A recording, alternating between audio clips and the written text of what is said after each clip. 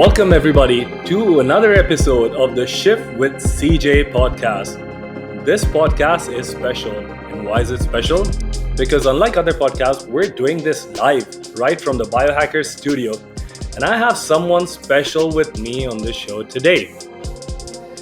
My guest on the show today is, well, I don't have words to describe her. She's a yogi. She's so intelligent. She's been a friend for a while. She does all these crazy acrobats like yoga, but like in a different way. And just a great human to talk to. We've been thinking about getting her on the show for a while now. And finally, time has come. So I present to you Sarah White. What an introduction. Thanks. You're Hi, welcome. guys. Well, yeah, I mentioned that Sarah is a friend. And normally I only meet Sarah in parties. But one of our other common friends, and we've been talking about going to one of her classes, and that's never happened. So Sarah, I promise I'm going to be coming to one of your classes very soon. You should be. Yeah. But yeah, it's weird to see you in this setting. Yeah. It's like now we're in the professional personas, right? Well, this podcast is quite relaxed. So, you could use explicit language and talk about whatever you want to. Don't worry. Because if you talk about something wrong, we'll just edit it later. But it's live. That's where the pressure's on, right? Yeah, it's okay. Oh, Just don't look on that side. don't look. Yeah. Okay, So tell me, yoga. How did you get into yoga? Oh, good one. I actually started it when I was suffering from really bad anxiety. 2016, period of my life where I just felt like I was hollow. You know what I mean? I was just a shell. And there come to a point where I couldn't be in a public setting. And when people were looking at me and giving me eye contact, I just thought they were seeing straight through me and they thought what a piece of crap I was, right? So my self-esteem was low. My anxiety was through the roof. And it was actually my dad. He was like, look, Sarah, you need to do something about this. And I always wanted to try yoga. And it's quite funny because a period before that, I was with someone who said, if you do yoga, that's it, we're finished. I'm not going to be with you.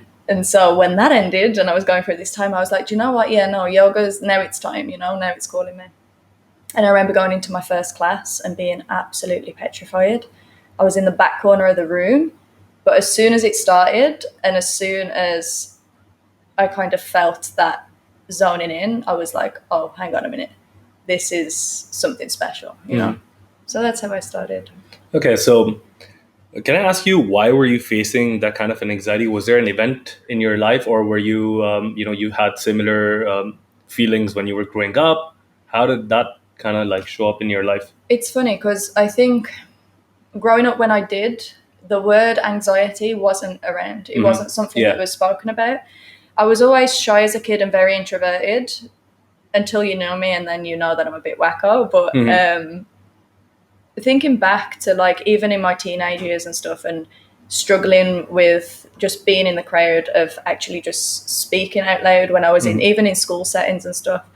And the body systems, like not that I was on the verge of panic attack, but if it was in a public situation, I would be like completely frozen. You know what I mean? So I think growing up, I definitely had that anxiety. I just didn't know what word to put to it.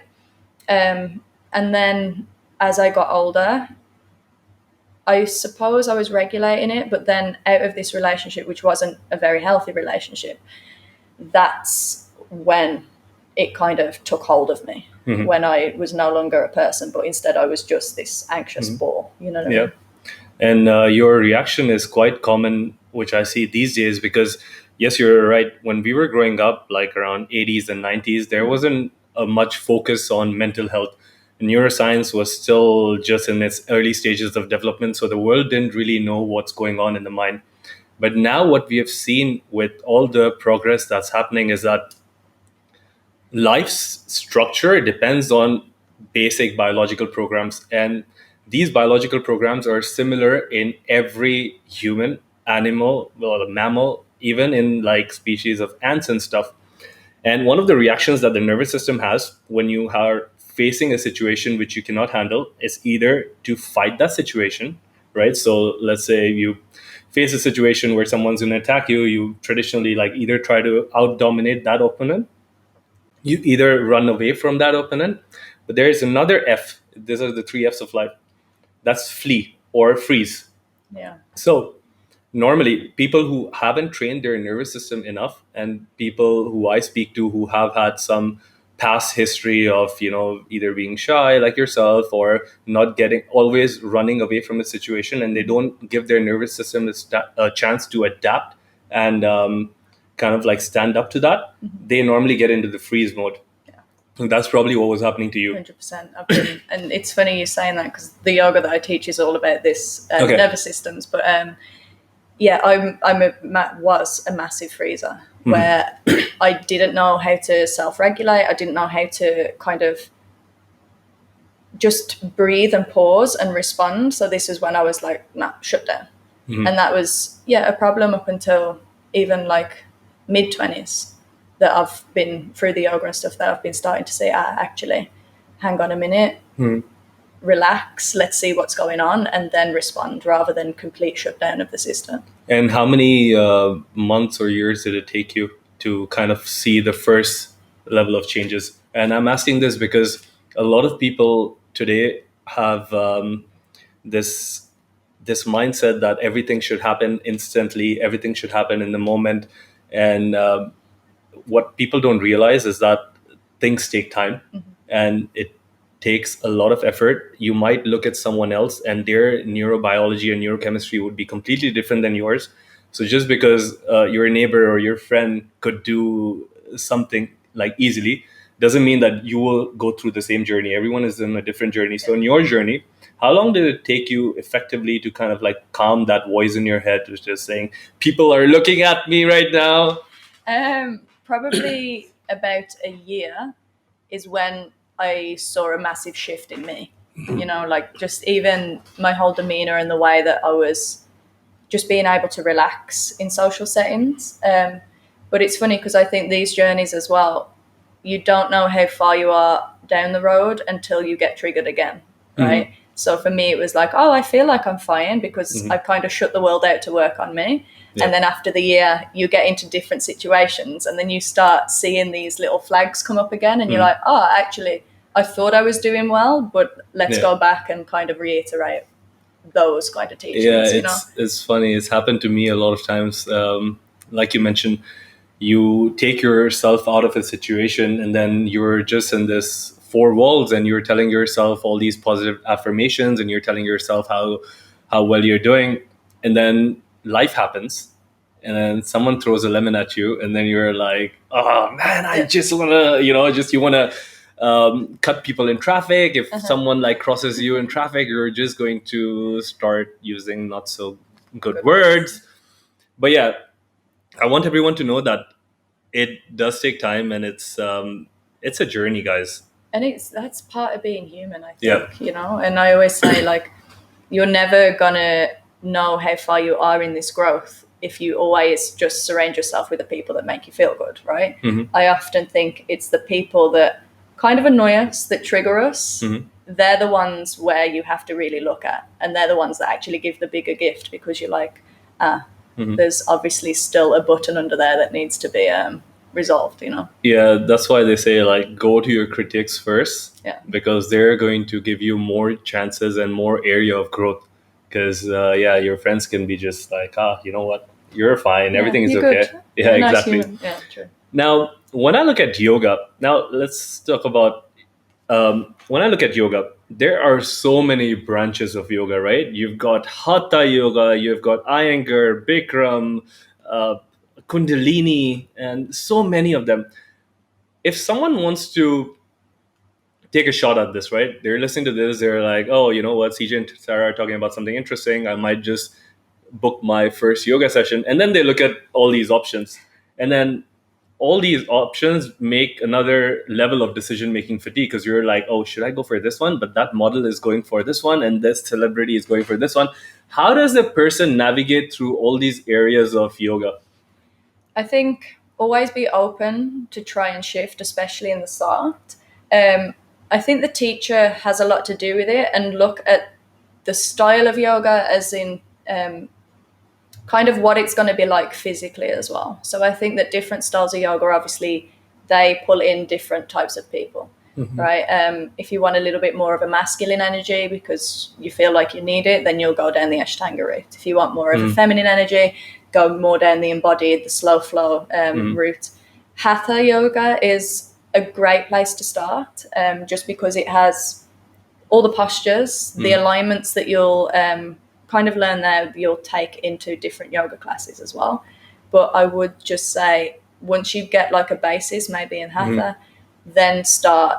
And say if you do start with different classes and you're like, yoga's not for me, keep trying. Like, and especially with the different teachers, like different styles of teaching, their voices and stuff, you just need to find the right one that resonates, that you connect to, and then the magic starts. All right. Okay. And another tip for everyone who's listening, if it's your first day, don't go to the front of the class, because this is what I tried to do in my first Ashtanga class. And I remember clearly, because I think I'd done some like flow yoga before. I'm like, I know what I'm doing. And, my ego kicked in and I'm like, I'm going to go to the front of the class. And trust me, it's not a good experience, especially if you're doing some difficult styles of yoga like Ashtanga, where everyone knows what they're doing. Was it a led class or it was just like my source style? There was a teacher, but this teacher didn't talk much, they were just going with it, and everyone knew what to do. And I mean, it's quite interesting because you figure out, like, you don't know much, so it's always good to start behind and look at everyone, see what they're doing. And most of the times they can't look at you. So, it's always a win-win situation. But yoga also has, so when I think about yoga, I think about all these different poses. And, in Sanskrit, the ancient Hindu terminology, you call it asanas, but they're so-called 8 limbs of yoga. Am I correct? Yeah. And you have different kind of things that go on. So yoga is not only about like the poses, but it's about, I don't remember them, but I know that there is one thing called pranayama, which is breath work. And then you have meditation, which is called dhyana. And there are other kind of things as well. So can you walk us through, like, what are the basics of all these things? Like, it's like, so asana, I think it's the third limb. You have under the 8 limbs, it's basically, I'd say it's kind of like, you get these books now, it's like the book on how to do life. These are the 8 limbs of yoga. So it'll be training the body, training the mind to reach that spot of enlightenment, right? So if you follow all 8 of them, then hopefully at the end you're like, you can just sit in your seat, right? But it's this is why I say, like, asana is such a small part of it, because you have so much more. It's like a way of life. It's a way to conduct yourself. It's a way to self-study. It's, I think, more of an introspection. So just working out, okay, who I am first, how I kind of work, and particularly with listening to where the mind goes and stuff like this, and then how I can kind of live in a way that has the least amount of hurtful impact in the world around. Okay. Yeah. Is that why you are vegan? Partly, yes. Partly, yes. Okay. Yeah, that's very interesting to know, because a lot of people would consider yoga to be this, cool exercise form or a way to meet new people, going to all these group classes, especially now that yoga is so famous all around the world. And I mean, it's funny because, when you predate back to yoga's history, I think it goes, some official records say it's 5,000 years old. There are some records that even go back 10,000 years. And, the first yoga was probably put on some palm leaves and, those scriptures. And then there were some people who were like, hey, you know what, let me translate this into something. And then you had, in Hinduism, we have something called as Vedas, which is a kind of like instruction manual for life in a way. And I think yoga first appeared in the Rig Veda, and it's like constantly evolving from there. And then there were different schools of thoughts. Now, all of this, and one of the things that you mentioned that really highlighted something, was that it's a way of life, right? It's not just about booking a class, going to the class, and like just stretching it out, or just doing some breath work in the class itself, and then you go back home, and then you're probably a, no, I wouldn't say bad, but you're not such a pleasant husband, or you're having husband. I like that you said husband and not wife. I'm like, one for the women. well, like a husband or wife, or your if you're teaching something, or if you're a bad coworker, or you're not such good of a boss, and all of those things will impact your asanas in some way. Is that correct? Or Yeah, I think it's more about taking the awareness of being in that room and being fully connected with yourself and your body, and seeing it's kind of like the practice helps strip everything off, right? So you come in with all your crap, all this kind of energy, and I always see yoga and the movement practice of it as a kind of self-regulation, right? It's bringing the system down, it's bringing stability, a little bit more coherence. I like to think it as waves, right? So when I do this, it's like you come in like this, and then you come out fully rounded. And then you can start to see that actually behind all this reaction stuff to the stimuli outside lives a wholeness and a kind of peaceful person, right? And it's taking that and whatever reflections, whatever's come up onto the mat, out into life outside. So I always say in my classes, like, I always do a pause. I'm like, just take time to receive whatever you're receiving, because whether it be the way that they talk to themselves in class will be exactly the way that they're talking to themselves outside of it. So whether they're talking to themselves with compassion, or whether it's like, oh, I'm not good enough, and whether it's from a place of lack, right? It's seeing that and being like, oh, actually, I'm talking to myself a little bit like shit. Let's do something better. Or something as simple as, if it's just physical while you're there, noticing when things get tough, where does the tension come into the body? For you, it might be your jaw. For someone, it might be the shoulders. For someone else, they might hold it in the belly. Again, noticing where the stress comes up in a yoga class is a highlighter for you then when you go to work, when your boss is doing your head in, when you're in a traffic jam, where does the tension come? It's going to be the same place. Does that make sense? Yeah. So it's just relating whatever goes on in that room, how I can bring it into life outside and make me live. For me, it's just all about lightness, Life's heavy enough as it is. So how can I just live a little bit more lightly and a little bit more in tune with myself?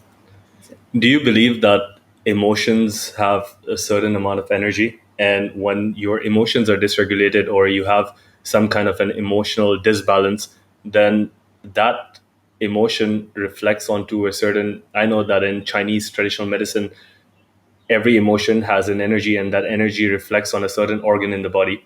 But oftentimes you will also see that, let's say, if you're fearful of something, right, if you're scared of something, then that emotion normally shows up in your neck, and then people tell you like, hey, such a pain in the neck or something like that. And these things come up because somewhere or the other, every time you suppress an emotion, or every time you're saying that, oh, you know what, I'm just going to let this one go right now, and you don't talk about it, or you don't let that energy out, in a way, it gets stuck somewhere in the body. And now for some people it might be fear, for some people it might be just anxiety, for some people it might be uncertainty about the future.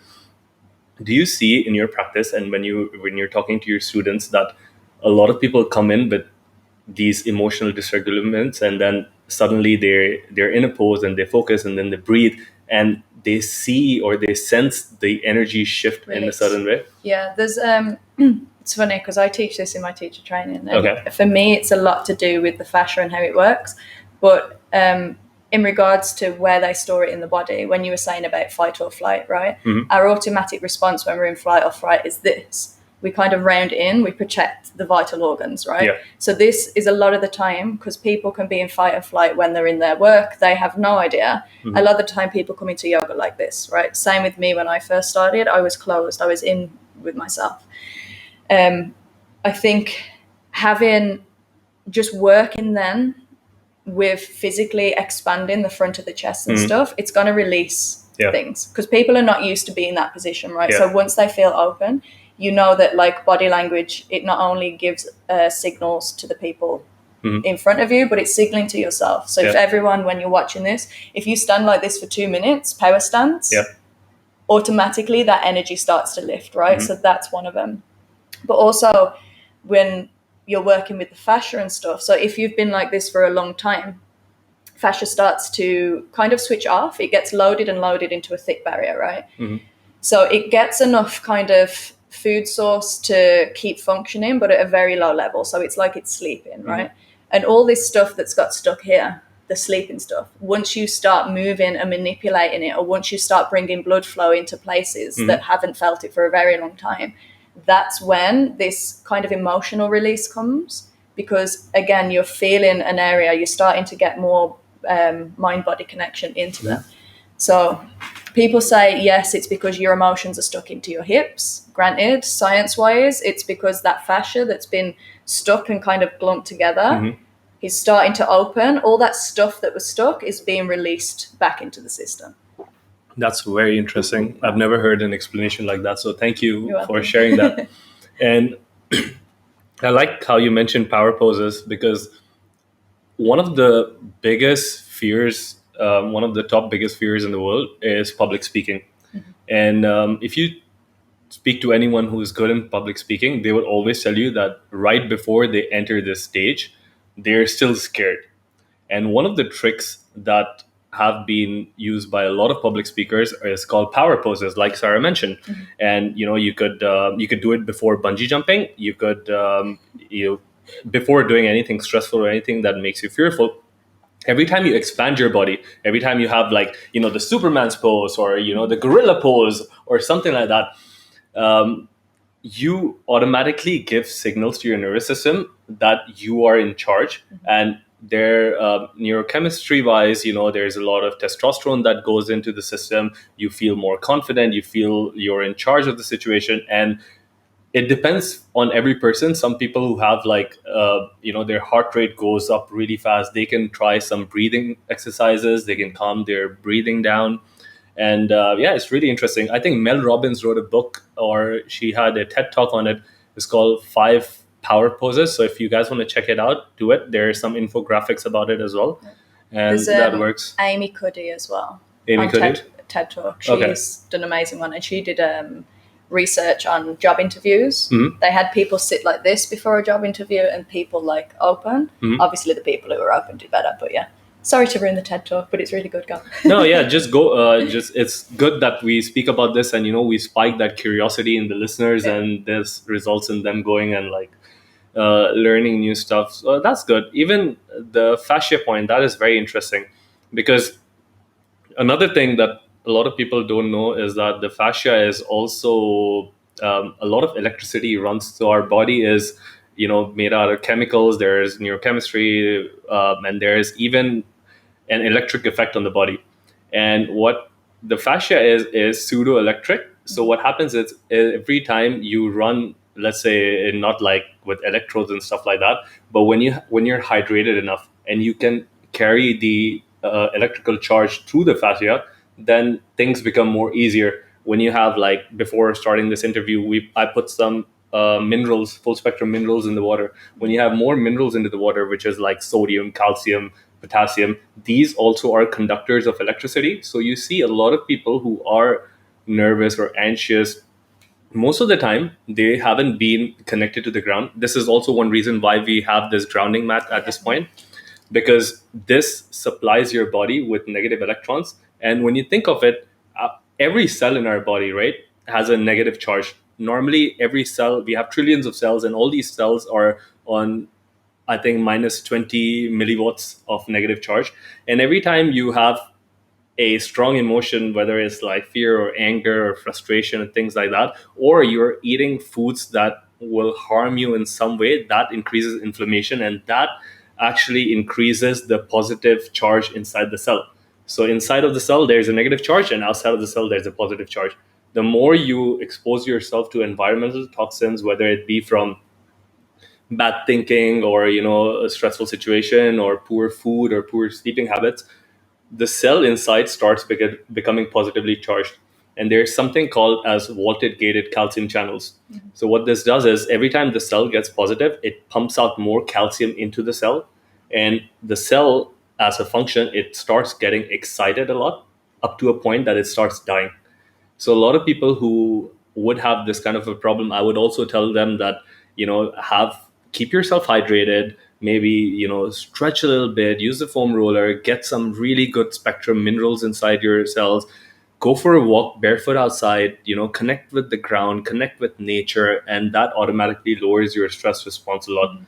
Now, when you teach your yoga, I know you've done a recent retreat in Zanzibar. Yes. And how was that? Because there, you're completely surrounded by nature. Do you feel that people get better results when they're in an environment which is not made of brick and concrete, and they're more, they're more connected to the ground or with negative electrons, or? Yes, I feel like as well it's more of a mental state. So obviously the environment plays a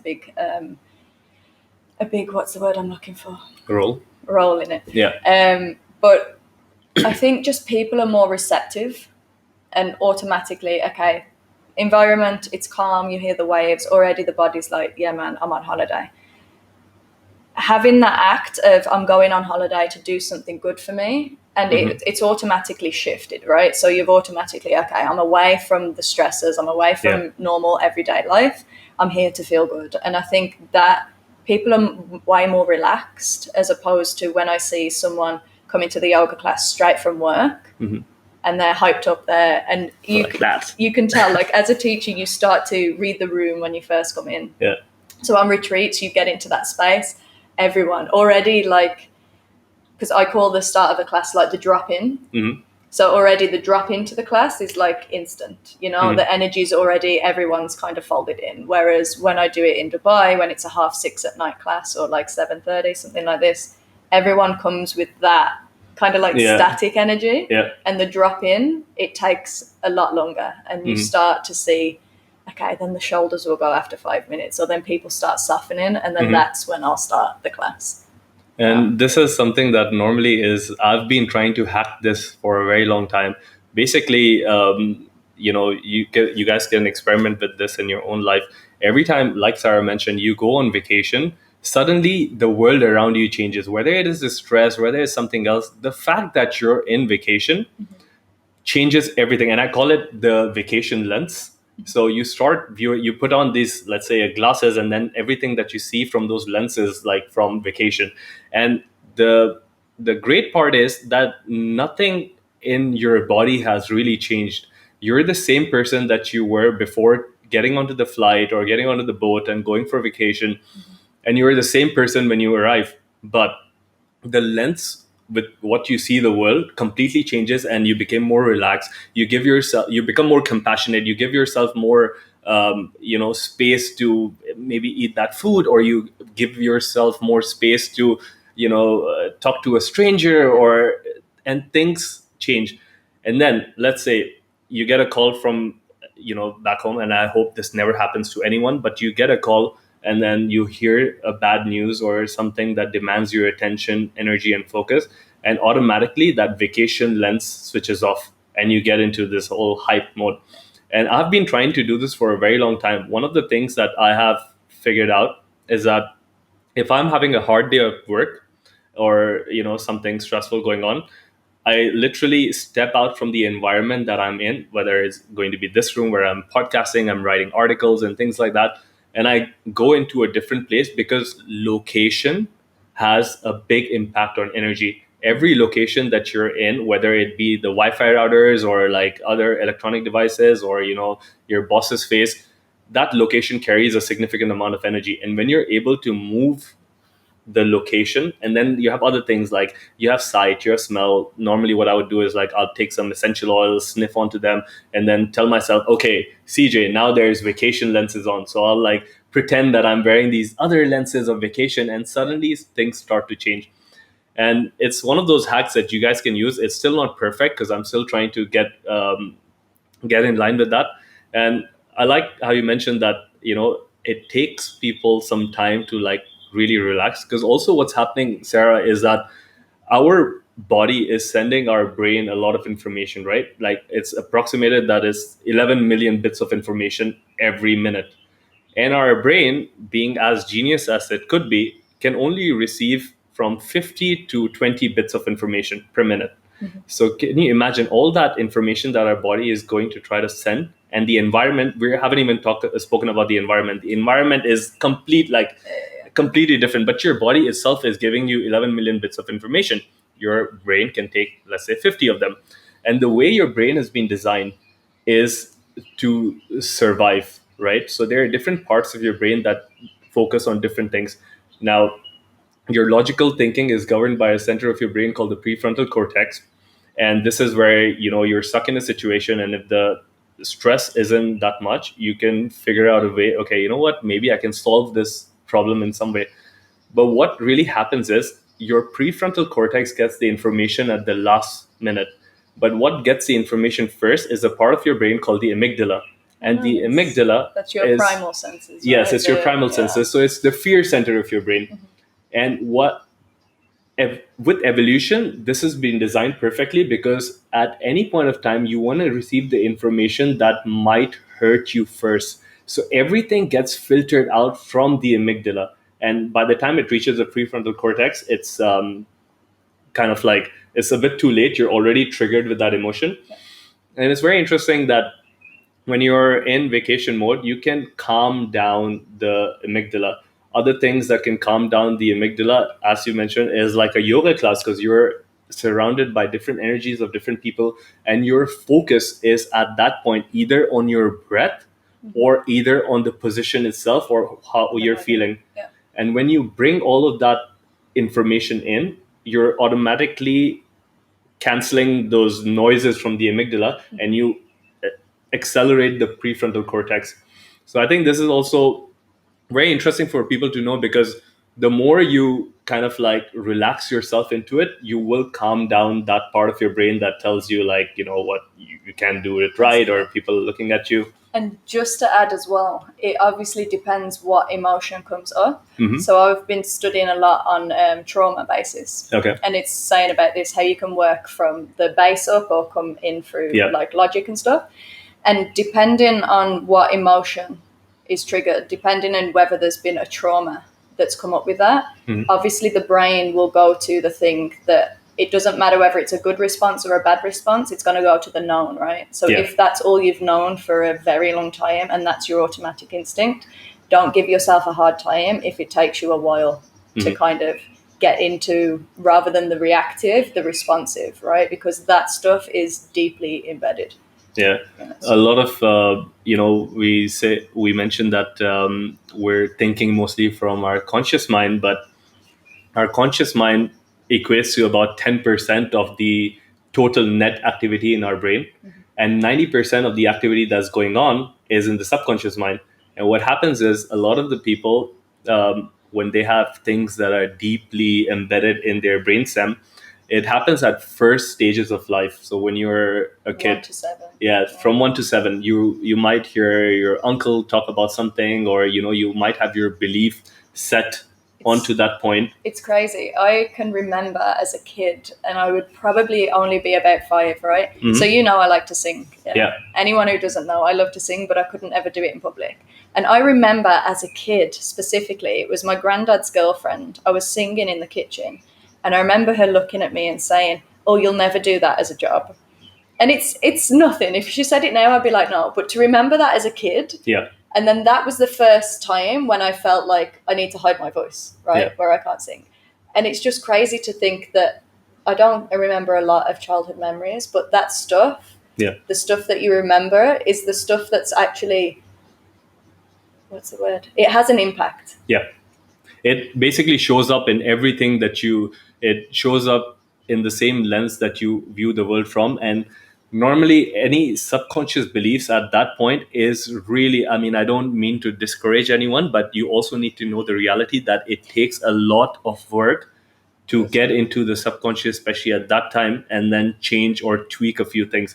There are a lot of ways to do it. There is meditation, and yoga is a very interesting thing that's come up now, because of calming down, like we said, like these primal systems of the brain, you can focus on something new. And every time you do something new, this is another hack for you guys. Every time you want to change your perception about something, or you want to like try, you want to learn something different, you have to try something new. Novelty to the brain, whether it is, where if you're cycling and you take a different route, or you're trying to get, like Sarah mentioned, get outside the known and step into the unknown just for a little bit, that by itself changes the way your neurons wire and fire together. And at that piece, or at that point in time, if you feed in a new information, there are two ways to do it. One is novelty and one is comedy. So every time you do something novel, some novel seeking experience, whether you're skateboarding or skydiving, and you have a thought process at that point, your brain will embed it really well, and then it's very easy to like go back to it, whether rather than you waking up a morning and telling yourself, this is the affirmation and this is the thing. Yeah. And the other thing that really works is comedy. So every time you laugh, like you really laugh, your brain's pattern recognition system rewires itself. And then if you put in a belief, or you put in like a statement at that point itself, then your brain starts to kind of like understand and accept it more easily. Other than that, your ego might step in. How many people do you think which come to your class have some kind of like, or let's say come in with a lot of ego? A lot. A lot? Yeah. I think, the way that the world is now and the way yoga is presented, and I'm guilty of it myself, people do come in, I don't want to say with the wrong intentions, but people do want the physical attainment side, right? They want to be able to do the splits. They want the deepest back bend possible. They want to be able to do handstands. And they let that quest get in a way of the true kind of nourishment that the practice can give. Mm-hmm. But also, I think one of the reasons that happens is because the way yoga has been portrayed is also, no one is really, I mean, I know that you've been talking about this a lot to your students and to the teachers that you teach, and I've seen it in your videos and stuff, but a lot of people aren't really talking about, the other side of yoga, the holistic side of yoga, the lifestyle aspect of it. And that tends to kind of, just doesn't get people's attention on that aspect. Yeah. Also, I remember when I was growing up, I was very, I was fat and obese as a kid. So one of the things that I've always wanted to do is to get in shape, because, I went through a lot of bullying in school and things like that. And probably that's why I'm so passionate about nutrition and wellness. But there was a point of time where, one of the primary things I thought to become healthy is to look good in front of the mirror, look good naked. And at that point, anyone who would tell me like, hey, why don't you try yoga? And this is like 10 years ago or 12 years ago, and yoga wasn't that famous at that point. I would tell them like, hey, yoga is not for me. It's for, or lack of a better word, something that sounds like a cat, So That sounds like a cat. Right. Got and what happens is I've seen a shift in that thinking perspective. Obviously, it's happened to me. I now embrace yoga, and I've been wanting to learn and go into the depths and understand it more. And have you seen a shift where more men than women are now kind of like catching on the wave and being like, they want to? In Dubai, yes. I think even now, just the general kind of consensus is stretching's good for you, right? People are starting to realize, oh, actually, I need to stretch more. And I think this is why the men come in. But I think, I just think there is just more of awareness in men now as well, especially when they try it and they realize, oh, it's actually quite tough. Yeah. So then I feel like sometimes they do get a little bit more macho. It's like, oh yeah, actually I can do yoga, because they try it first and they're like, holy crap, I haven't actually felt these tiny muscles before, right? They've just been working in the gym, isolating the big kind of things. So it is nice to see. Yeah, it's interesting now. You go into a yoga class, and before, when I wanted to go into yoga class, I would probably be one, or there would be one more guy in the class, and now there are just so many. So it kind of like, as a man, it kind of makes you feel more relaxed, because then when you're in a yoga class and they're all women, you don't feel intimidated, but you have this feeling that, hey, maybe I'm in the wrong place at this point. Yeah, but it's nice as a teacher as well, because obviously males, they come with their own kind of energy, right? Yeah. It's different from having an all-female class, so it's actually nice to have a few males in the room to just kind of balance that energy out as well, and just see how it feeds in. It's nice. Do you feel like women have any kind of an advantage in yoga than men? I think the only advantage women have is we are generally softer in nature. We're able to surrender easier than you guys. Okay. You guys want to fight, Yeah. and you want to fight the poses. Yeah. And I feel like in that sense, yes, there's different advantages. Like obviously with the guys, you're naturally stronger, so the stronger stuff comes easily to you. The more flexible stuff comes easier to the women, right? So it's like it's yin and yang, it balances out. Yeah, I was just thinking about the yin and yang of energy, and as like you mentioned, for a teacher, having both of them present in the room is beneficial. Do you think people become better because there are more people in the room? Do they kind of like grab onto each other's energy, and does that work in a synergy? Yes, the two ways that it can go. So one can be that people are kind of like performing. Someone next to them's going hard, so they're like, fuck, okay, I need to up my game, you know? Or sometimes as well, you cannot, and I actually get emotional sometimes when I'm teaching. You can't describe the energy and the feeling of when you're guiding a class and everyone's kind of moving and you've got the breath and you're talking like a class of like 18, 20 people. The energy in the room then becomes so in sync and just so powerful that it literally takes my breath away. I'm like, fuck, this is why I do what I do. And people, that's the thing, they're so in their own moments, but it's all these individual moments of connectedness together. They're not going to kind of be aware of it until they reflect on it when they leave the room, right? But me as a teacher watching that and seeing how everyone is just kind of in sync but at their own pace, I'm like, that's life, you know? Wow. And does that increase your energy levels as well? 100%. It does. Like those classes, I leave and I'm like, I don't feel like I should sleep within like a day, you know what I mean? Wow, that's powerful. It lifts me up for sure. And if someone who's listening to this and they have been going to yoga classes, is there a way that they can kind of like, because you mentioned everyone is so having their own tiny moment and they're, focusing on their breath and they're focusing on the teacher and they're focusing on themselves. But is there a way that they can also kind of like understand or see this energy shift and take it back home and basically go apart from the fantastic things that yoga does for the human body, just take away that energy and go out and say,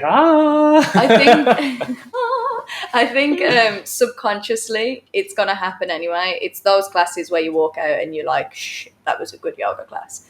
But I think it's more on the role of the teacher to assist the awareness in the room as well. So like every now and then, it's always in the pauses for me. And I'll get people to just even like say to them, like, just feel the stillness in the room and then notice what it contains, right? Or it's like sending love to the people to your left, to your right. And then if you get everyone kind of concentrating on their kind of sphere around that collective energy, then But you can do that, become more aware of it with yourself, but always in the stillness. You know what I mean? So you have time to reflect.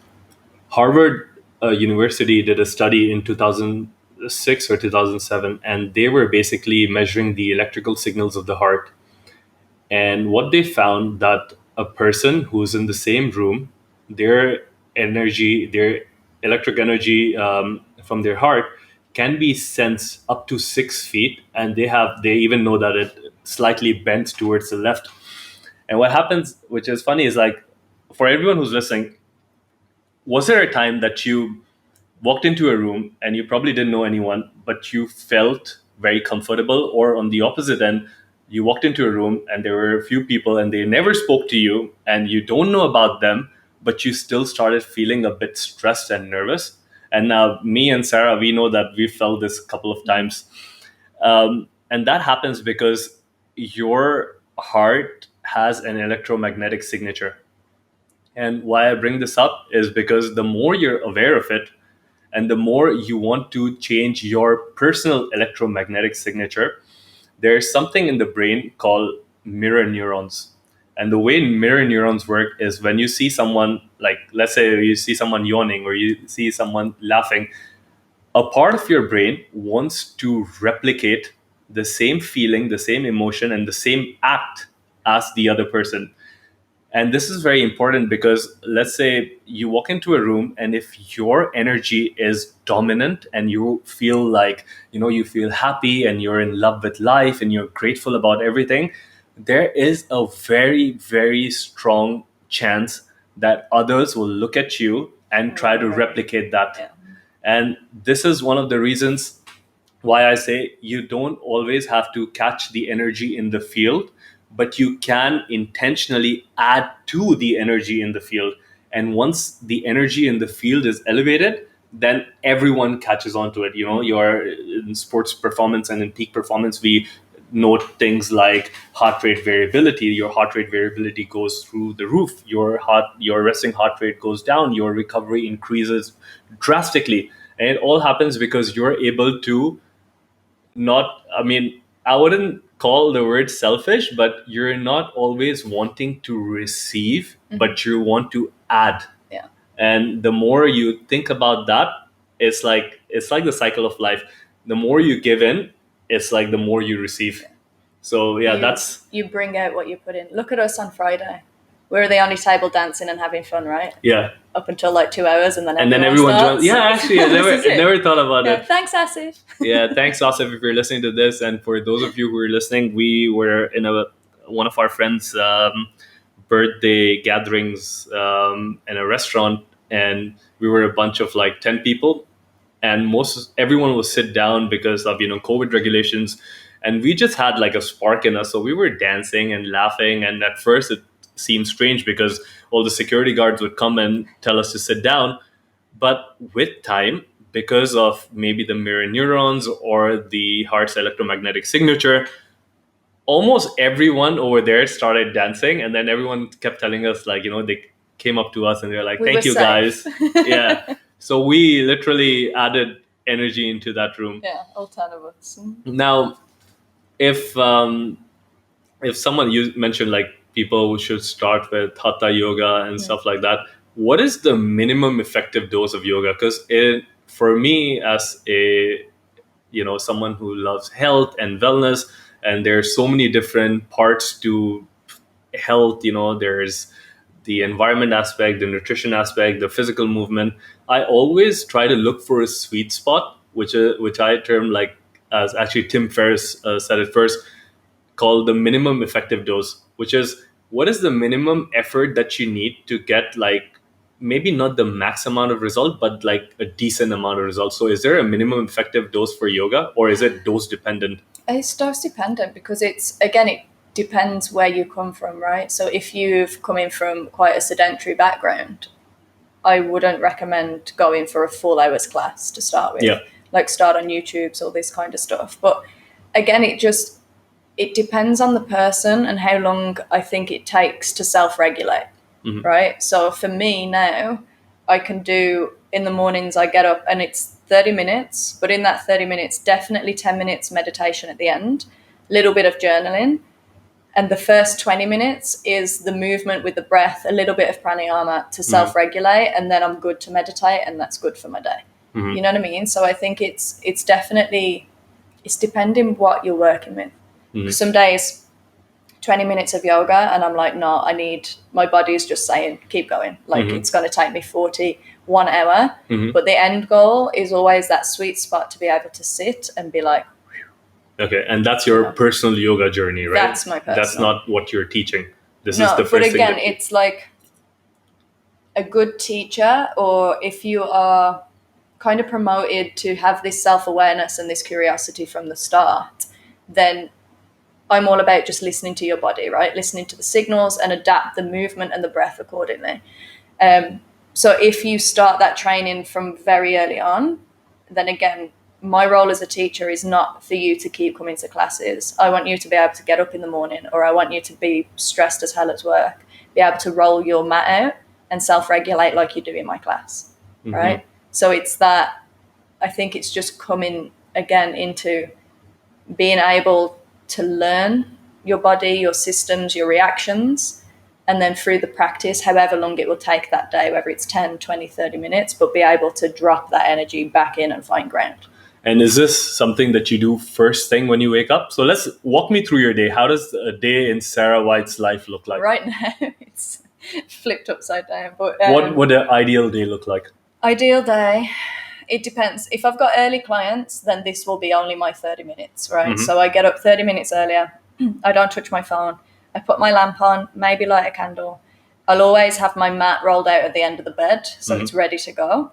A little bit of water as well. So water first, and then I get on my mat and I start moving first. Okay. Yeah, so I just iron out the kinks. I listen to where my body kind of needs to be felt, different areas, different day. Once I get into the movement, I'll probably use the sun salutations if I've got less time to mix the movement with the breath, because it's the easiest way, right, to just get the systems pumping.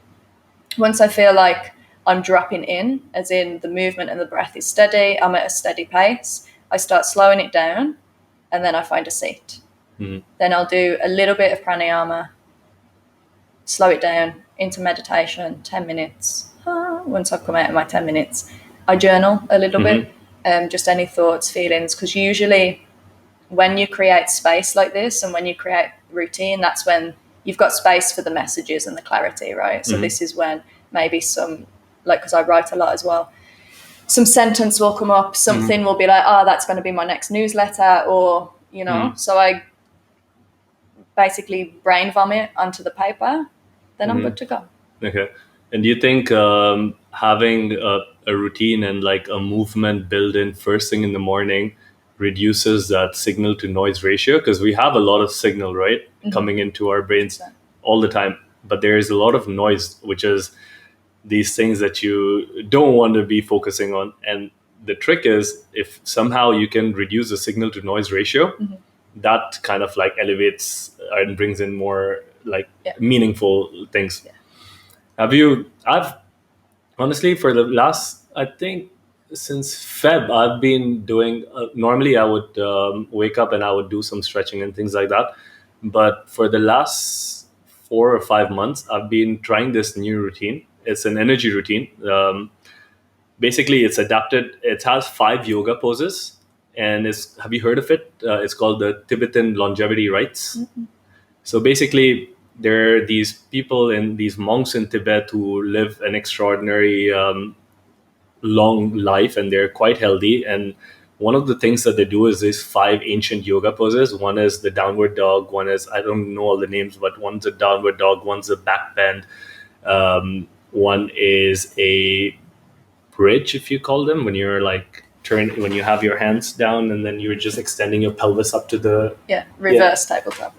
Reverse tabletop. And what else is there? There is a spinning exercise. So you basically put your attention and focus at a point, and then you spin anti-clockwise. You put your arms straight, and then you spin anti-clockwise. And what all of these things do is they start your energy cycle. Because when you're sleeping, a lot of your energy, when you wake up with anxious thoughts and things like that, a lot of your energy is stuck in the lower 2 chakras of your body. And for those of you who are listening, chakras are basically these, you have 7 chakras in your body, and they are in different places throughout the body. And they say that each chakra has a different energy field and a different emotion. Different vibrations. And different vibration. So the lower 2 energy chakras are the survival energy chakras. And most of the times, because of gravity, whenever you're sleeping, your energy is stuck in the lower 2 energy structures. So whenever you get up, you're either thinking about work or deadlines or paying the bills or things like that. But then if you don't have any physical movement practice, then your energy keeps getting stuck on there. And our DNA and our cells, the way they they move is in an anti-clockwise manner. So that's why this basically all of these movements take you through different parts of the chakras, and you keep on opening one of them every time until the energy completely flows. And then for me, I also have taken some practices from ancient Chinese medicine, Tai Chi, Qigong, and things like that, and I do it first thing in the morning, and I find that my energy levels are through the roof. It's 21. You could do a short version of it. I think I have it on my Instagram. Put it on YouTube as a routine. Yeah, I might do that actually. Do I've had some Instagram videos about it, but I might just put it on YouTube. It involves a lot of tapping and things like that. Have you experimented with tapping? Yes, this was what my when I did a meditation retreat, we were doing a lot of tapping and brushing and stuff, but also, you know what your lymphatic system is, right? So this helps with moving basically the lymph, all the crap, like you say, it's been lying like this as we've been asleep. So I think that has a lot to do with the energy as well, because it doesn't have a pump, right? So your pump is the movement. So I think just getting that lymphatic system going, like you say, raising the energy, because you feel heightened. Yeah. Before you step into your day, it's kind of like you've already done the cleanse of, I'm already connected. I'm already kind of grounded in myself, and then bring this. Then bring on the crap. challenges of the day. Yeah, exactly. And that's very interesting. And what's your current meditation practice look like? Is it 10 minutes in the morning? Do you dedicate some time for meditation? 10 minutes is bare minimum. If I have longer and I've done like a longer practice and stuff, I can sit for like 20 or 30. Sometimes I still do guided. Other times it is just a complete, like how I learned it on the retreat is just a softening in the body, right? So it's like not holding any tension, and just once everything kind of settles, it's kind of like, when you drop a pebble in a lake and you get the ripples. Yeah. So the first bits, it's the ripples, right? And then it's getting into a spot where it just feels like utter stillness. Yeah.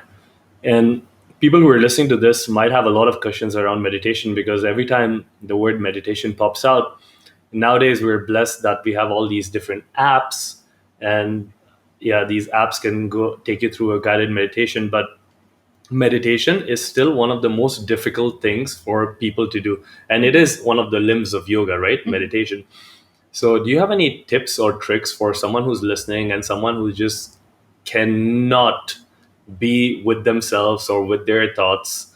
Like, what's a good place to start on? And I'm going to reduce this AC a bit because it's a bit cold. No worries. I think start off slow. Like there's some of my clients that couldn't even do like a minute in Shavasana. So I think start with a minute, and also don't get annoyed at yourself. Like even for me, some days I'm doing my 10 minutes and I can see that my head is already in the day, Yeah. But then it's just part of it. So it's like your brain is a muscle, just like your bicep that needs to be flexed. So if one day you feel it and you get that glimpse, amazing. But don't hold on to that, because the next day, part of the journey is you're not going to get there, right? So it's just visiting that spot more often and often for longer. So maybe the first day all you're doing is sitting and following your breath for a minute. That's all you need to do, a minute, even for a week. Done it for a minute, it starts to feel easy. Go to 2 minutes, go to 3 minutes. It's not like it has to be this massive feat, right, from the start. Yeah. And even for me, like I don't imagine myself meditating for longer than 30 unless there is a specific like sankalpa, like I'm out in a vipassana retreat, So it's, just make time for it and just gradually.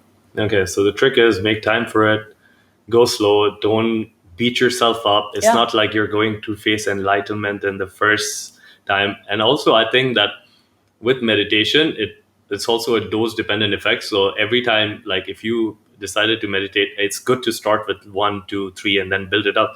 But then if you start for the first 7 to 10 minutes, your brain is just going to throw everything at you. And eventually, once you hit the 14-minute mark and then the 16-minute mark and the 25-minute mark, then you become more calmer. So people who are starting out, just because you dedicated 5 minutes per day and your brain is screaming at you, that noise will start to lower down with time. 100%. It's like running, right? First mile, you freaking dead. But then you hit that zone and you're like, actually, it's good. Yeah, Same you have meditation. the endorphins, you have all those things running through your bloodstream. And you speak about Vipassana. Tell us what Vipassana is. Basically, you go on a retreat or wherever it would be, and it is silence meditation all day. You don't speak to anyone. You take the vow of silence, and you'll be meditating on a cushions for hours. You usually have a teacher that will either guide you in it or give you some lectures and how to kind of set yourself up. But it's raw. It's okay. raw. How many days have you attended a Vipassana retreat? You haven't? No. I've always wanted to do the 11-day Vipassana. Yeah. 10 or 11 days it is. And basically you're in a place full of strangers and you're not allowed to look into their eye. You cannot take your phones, guys. So no Instagramming. And not even writing. And that's what gets me. Yeah, you cannot even write. But I've heard that people have had profound experiences coming out of a Vipassana journey where your mind is, like we mentioned, like the meditation, your mind is going to try to throw everything at you. Happens for the first day, the second day, the third day, and then the third or the fourth day, your mind gets tired. And when your mind gets tired, you automatically reduce the signal to noise ratio. And once that happens, you start observing things more. Information, like crazy information, might just pop out. Have you tried? So a lot of the people I speak to are, doing a lot of crazy kind of things, like biohackers. And one of the things that is getting acceptance these days is plant medicine journeys. Do you know someone or have you experienced any plant medicine journey yet? Or do you intend to? I would. I think as well, you have to be very careful as to why you're doing this and the state of mind of where you're at in your journey, where you are going to take these, because I still see a lot of escapism, a lot of people who maybe aren't ready, like mentally mature enough, and they go down the rabbit hole with these. So one of my friends, actually, you can see that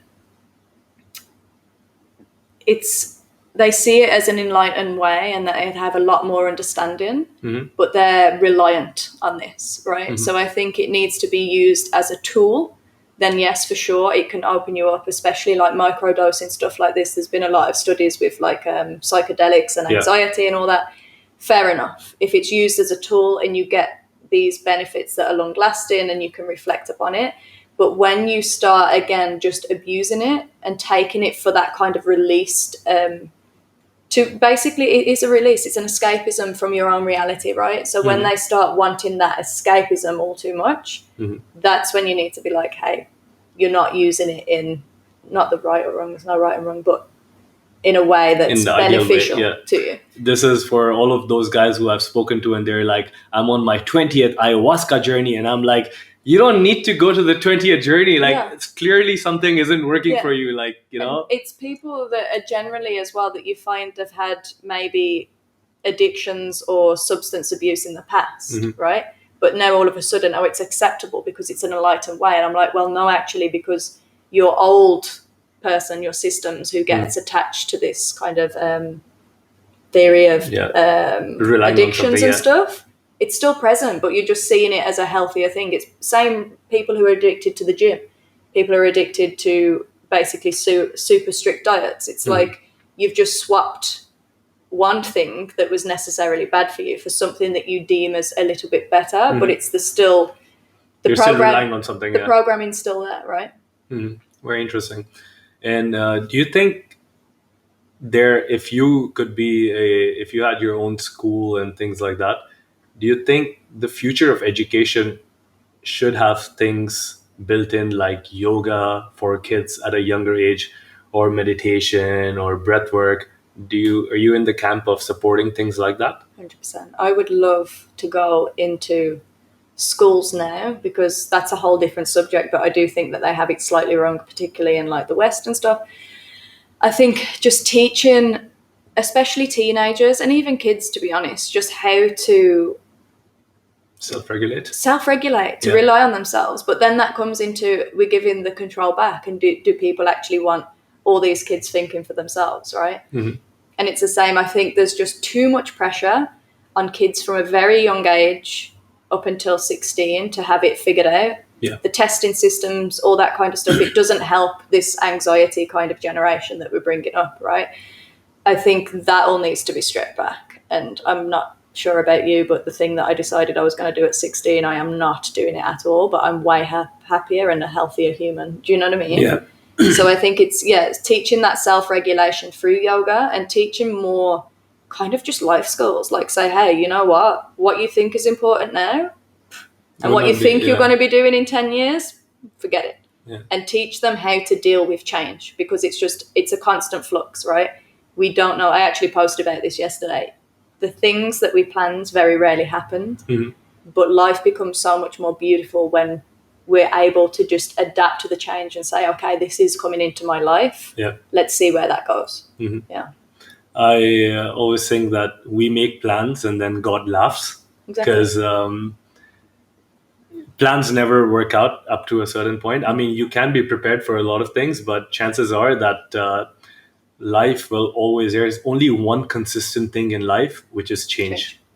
And this change will always show up. And the better you are, the more adaptive your nervous system response is to the change. Because I see a lot of people, they've been planning for things, including myself, at various points of my life. You've been planning on something and something's going to happen just this way and I have everything figured out. And then suddenly something happens and then you're like destroyed because you were either not taught or you weren't put into situations where you were, you saw change as a positive thing. And you said like, you know what, it didn't work out like I wanted it to be, but this can be something better. And I think having hope is a very key essential to this, because a lot of people that I see and I speak to don't have a lot of hope in things. Yeah. And when you don't have hope in things, then you're suddenly your amygdala kicks in, you're uncertain about things, and then all these emotions keep coming. So I would also agree that if you're listening to this and if you're like a director of a school or a university or something like that, or even like a company, spend more time or like invest a little bit in having these essential practices like yoga, breath work, movement built in, so the future generations that come in are more regulated, self-regulated in a way. And we speak about breath work.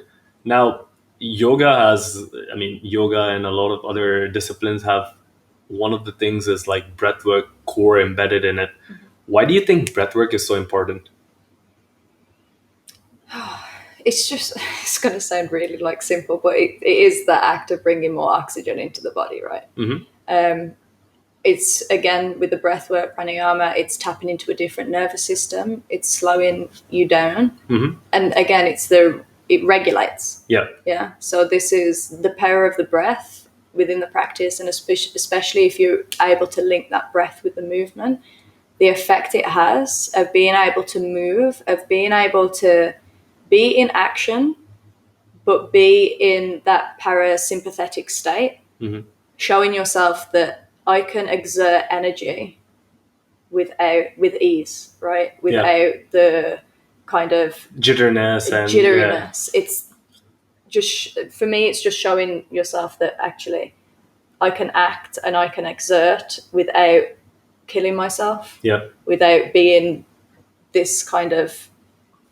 And I think it's about putting energy out and noticing that the energy you can put out can actually replenish you rather than take you all out. Yeah. Interesting.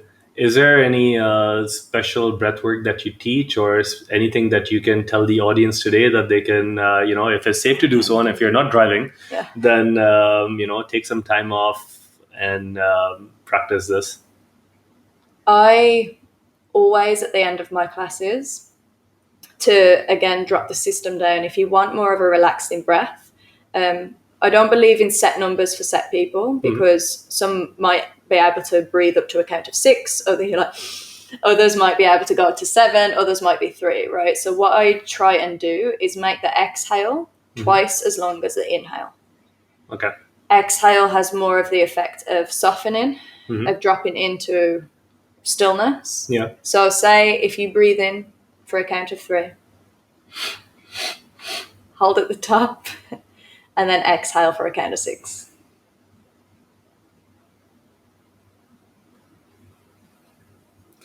That breathwork, ladies and gentlemen, has put me into a parasympathetic system. Just from one breath. Just from one breath, and you will figure it out yourself, because when you're stressed and when you're anxious, or all those emotions that we've spoken about, one of the things that you will notice is that you're breathing very shallow, and you're breathing quite a lot. So you're like, you're doing this all the time. And this is what I want to say as well. Try not to breathe from the upper portion of the chest. Try and bring it in and out from the belly. Mm-hmm. So then you've got a deeper breath. You're stimulating your diaphragm as well. So then you've got more expansive, again, more oxygen's coming into the system. And then, yeah. That is very interesting, because a lot of people, most of us, we breathe into our chest, and we don't allow the breath to go right into our diaphragm. And what happens is, your chest has something called as baroreceptors, and the baroreceptors are linked with a stress hormone in the body called cortisol. So every time you breathe like something like that, when you're stressed or nervous, you activate those baroreceptors, and then as a result, your body automatically increases stress hormones inside. And the time you breathe completely inside in your diaphragm, like, and you'll feel your rib cage expand, and then your diaphragm expand, that's the time you keep in more oxygen, but at the same time you retain that oxygen as well. And one of the things that you will see a lot of ancient yogis and Tai Chi masters and monks in the Shaolin temple do a lot is that they don't breathe as much, they breathe very less. There's also a saying which says that your life is how many breaths you take, and the more you breathe, you're shortening your lifespan. And we see this in animal models, right? You have the blue-head whale, which breathes up to 6 times per minute, and which stays alive for like about 200 years. Amazing. There's the naked mole rat, which is genetically, everything in that naked mole rat is very similar to its cousin rats, but it can live up to 15 times more because it breathes up to 7 breaths per minute. No way. Yeah. The tortoise, which lives up to 150 years or 200 years, they're having 3 breaths per minute. And what happens is, when you're breathing, there are 2 components of it. One is oxygenizing your blood, but there is another thing. When you breathe in and you exhale slowly, and normally I like to tell people to do it from not mouth breathe, but breathe from the nose and exhale from the nose. You're taking all this oxygen in, and then you're exhaling slowly. And what that does is it builds a back pressure. Mm-hmm. And what happens is, your body gets more carbon dioxide than oxygen, and which is not a bad thing, because when I was growing up, everyone told me carbon dioxide is just a metabolic byproduct of lactic acid formulation and things like that. But carbon dioxide has other benefits, because every time you increase the amount of carbon dioxide in your blood, your red blood cells have hemoglobin, which transports oxygen. And there's a curve which is called the oxygen dissociation curve, which is every time carbon dioxide goes up, your red blood cells dump all the oxygen in the body. Nice. So you might be breathing in a lot, but if you don't have enough carbon dioxide, if you don't sustain that exhale, mm-hmm. then chances are that oxygen doesn't get dumped in the blood cells very well. And now you have other people who are even more interesting, and they have these machines called as carbinogen and things like that, and they literally take in more carbon dioxide. And carbon dioxide is also shown, if you have higher levels of it, it can also activate the pituitary gland, and it can make you have outer body experiences. A lot of things that they teach in Kundalini yoga and breathwork styles like holotropic breathwork are designed around this phenomenon, that when you have more carbon dioxide in your cells, then you have more benefits. So take that time to exhale.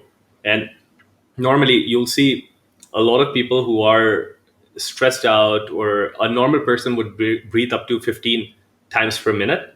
This is a normal person. Then you see a person who's stressed out, and their breath rate goes up to 20 to 25 times per minute. And the ones who are really, really sick they can breathe up to 30 times per minute. But then when you see people who are very self-regulated and who are calm and patient and all these enlightened beings and these sadhus that you see in India, they're breathing up to like 5 to 6 times per minute, taking in an air volume of maybe 2 liters. And the ones who are just a bit stressed, they would probably be taking an air volume of 6 liters per minute. So slow your breathing down, make it count. It's not just breathing in a lot of oxygen. You need to make sure that that oxygen disassociates from the red blood cells as well. So that's something that everyone could take in. Breath lesson. Yeah. I mean, if you're on the topic of that, then why not? It's true. Now, you did a retreat in Zanzibar. Do you have anything else planning outside UAE anytime soon? Outside UAE, no. Okay. In UAE, yes. Tell us about what's coming on. Where can we find you? What's coming, obviously, when the weather gets better.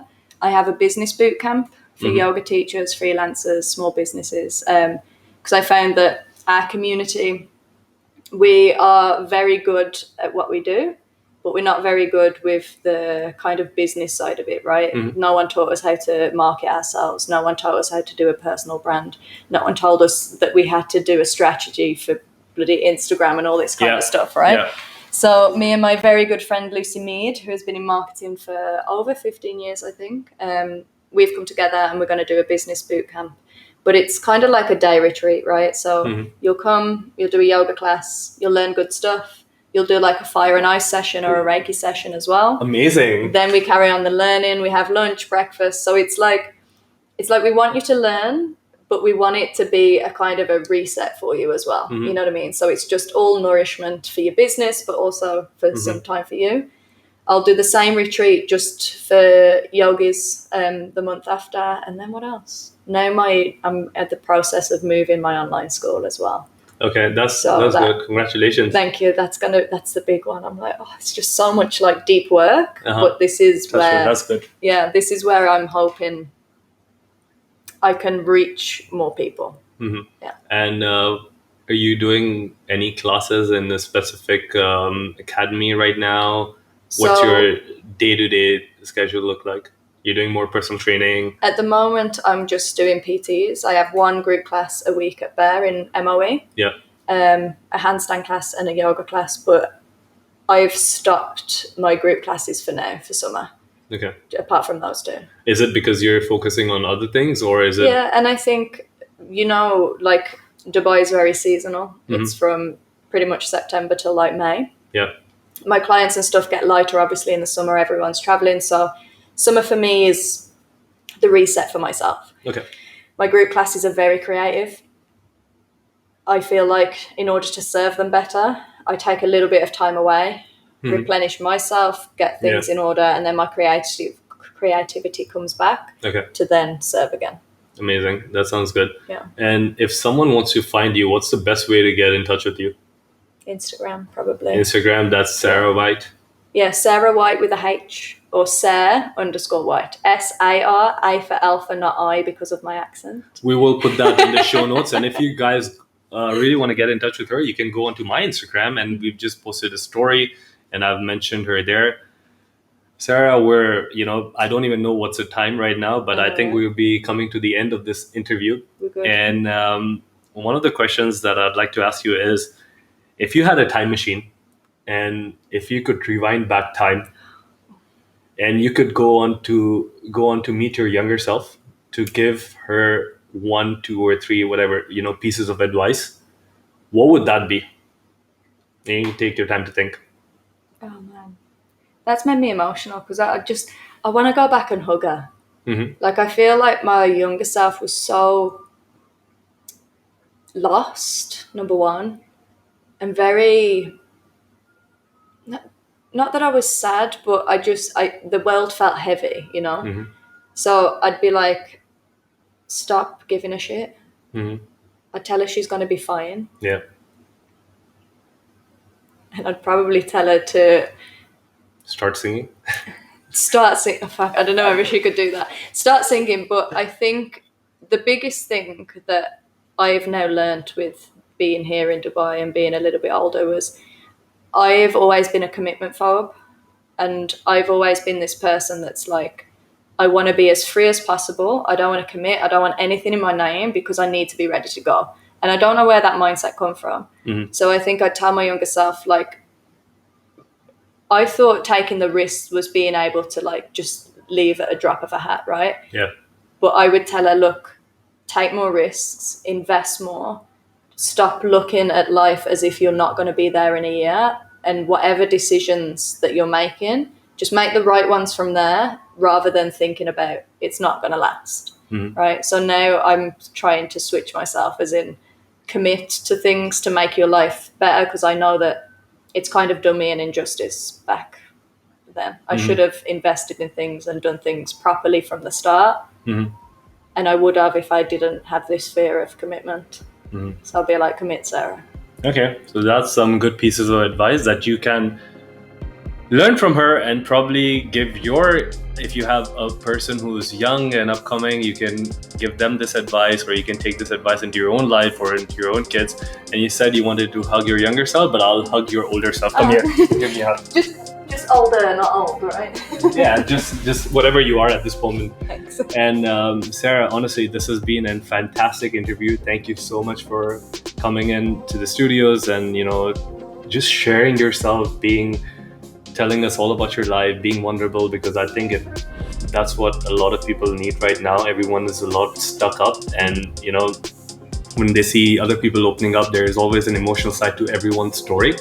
And the more you're able to talk about it or share it, I feel that there's some kind of energy that gets released as well. I really appreciate for you for all the work that you've been doing, all the greatness you've brought to the world, all the healing that you've brought to the world. Thanks.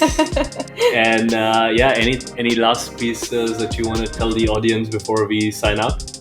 No, that's it. Peace and love to you all, and a fabulous, beautiful day wherever you are. All right, so that's about it, guys. This is me, CJ, signing out from Shift with CJ podcast. Everyone have a great and energetic day, a week, a month, a year, a lifetime ahead of you. Take care now.